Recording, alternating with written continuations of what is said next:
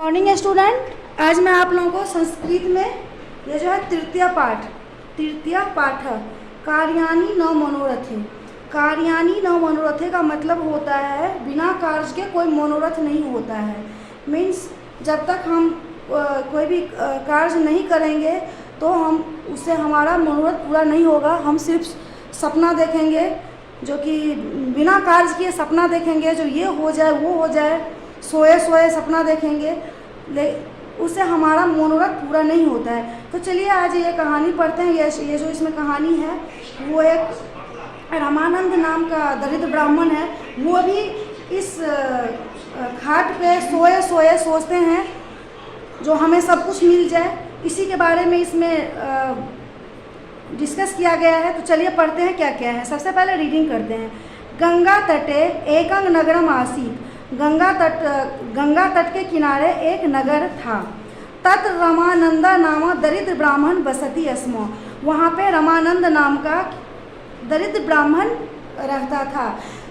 वो जो ब्राह्मण था उसका क्या नाम था? रमानंद नाम था। सह एकल एवं आसीत, वह अकेला था। एकल का मतलब होता है अकेला। सह एकल एवं आसीत।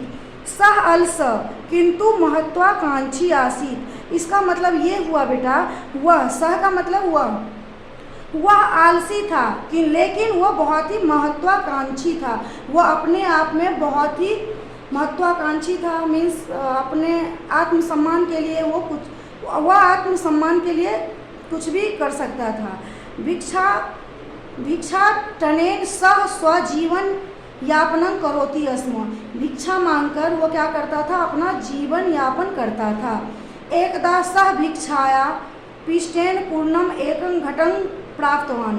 एक दिन क्या हुआ, जब वह भिक्षा मांगने गया तो उसे भिक्षा में क्या मिला?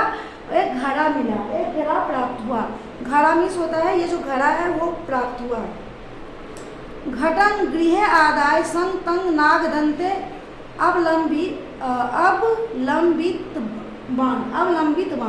घटं गृहे आदाय, घड़ा को क्या किया? वो जब घर आया तो घर आके क्या किया?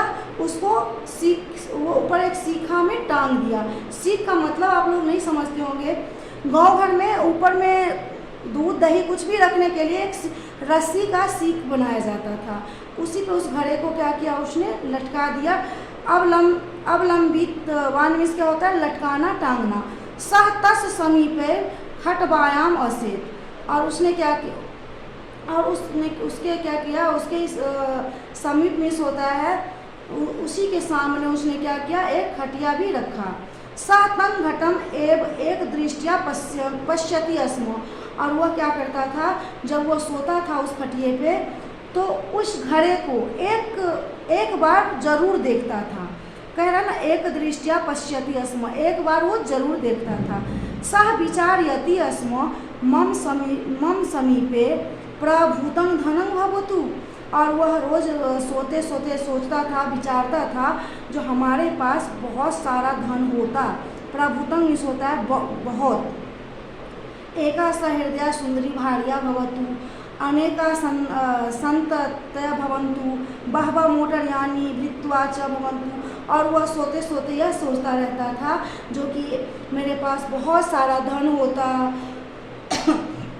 सुंदर सी पत्नी होती।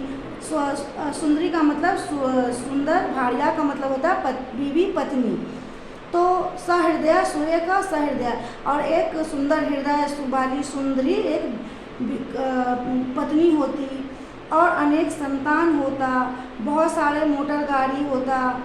एकदा रात्रि काले स विचारितवान यदि देशे दुर्भिक्ष भविष्यति तर्हि एतस्य पिष्टघटस्य शतरूप्यकाणां मूल्यं भविष्यति।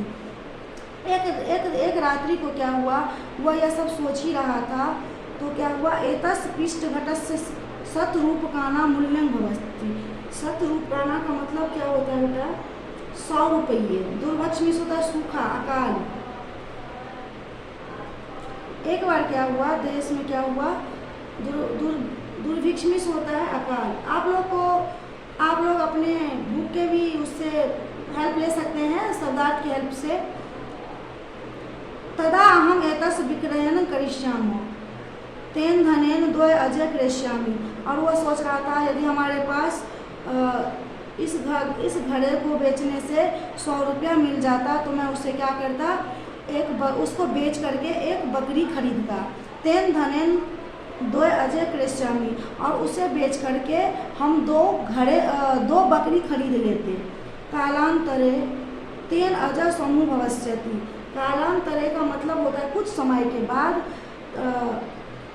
उस बकरियों का समूह होता। अनंतरम अज समूहस विक्रयणम करिष्यामि, और उसे बेचकर उसके बाद कुछ दिनों के बाद उसे बेच करके महिषी च क्रेष्यामि, एक महिषी में भैंस खरीदते। कालांतरे मम गृहे महिषी समूह भविष्यति, और कुछ समय के बाद हमारे घर में महिषों की पूरा समूह होती, पूरा उसके झुंड होती। तासाम विक्रयम करिष्यामि एवं प्रचुरं धनं च संपादयिष्यामि, तेन धनेन विशाला गृहस्य निर्माण करिष्यामि। और वह सोच रहा था और इस भैंस को भी बेच करके बहुत सारा धन संपत्ति हम जमा कर लेते, और तेन धनेन, और उस धन से विशाल घरों का हम निर्माण करते। तो चलिए आज हम आप लोगों को यहाँ तक रीडिंग के साथ साथ अर्थ भी समझा दिया है, और उसके बाद जो है वो मैं आपको नेक्स्ट क्लास में पढ़ाऊँगी। तो आप लोग को समझ में आ गया होगा जो दरिद्र रमानंद नाम का दरिद्र ब्राह्मण था वो क्या सोच रहा था।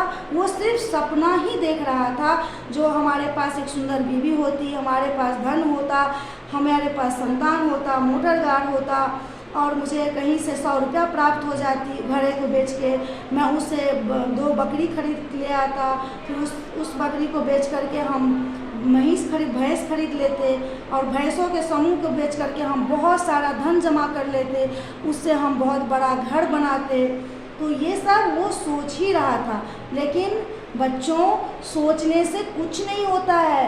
कोई भी चीज़ प्राप्त करने के लिए हमें कड़ी मेहनत की ज़रूरत होती है। जब तक हम कड़ी मेहनत नहीं करेंगे वो हमें प्राप्त नहीं होगा। घर में भी यदि हम खाना नहीं बनाएंगे तो हमें नहीं मिलेगा, हम सामान खरीद के नहीं लाएंगे तो नहीं हम खा पाएंगे, नहीं बना पाएंगे। हम पढ़ाई नहीं करेंगे तो क्लास में कभी भी हम पास नहीं हो पाएंगे। हम मन में सोचे हम डॉक्टर बन जाए, इंजीनियर बन जाए, ऐसे यदि बनने लगे, सपने देखकर यदि बनने लगे तो कोई गरीब ही नहीं रहेगा, सब डॉक्टर ही बन जाएगा, इंजीनियर ही बन जाएगा। इसीलिए हमें कोई भी मनोरथ को पूरा करने के लिए हमें सबसे पहले उद्यम करना पड़ेगा। उद्यम का मतलब होता है मेहनत करना पड़ेगा। मेहनत करने के बाद ही मेहनत के बाद भी हमें सफलता मिलेगी कि नहीं मिलेगी वो भी हमें पूरा नहीं पता है। लेकिन जब तक हम मेहनत नहीं करेंगे हमें कुछ नहीं होगा।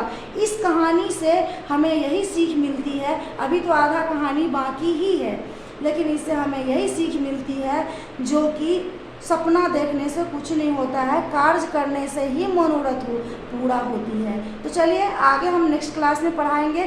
थैंक यू, धन्यवाद।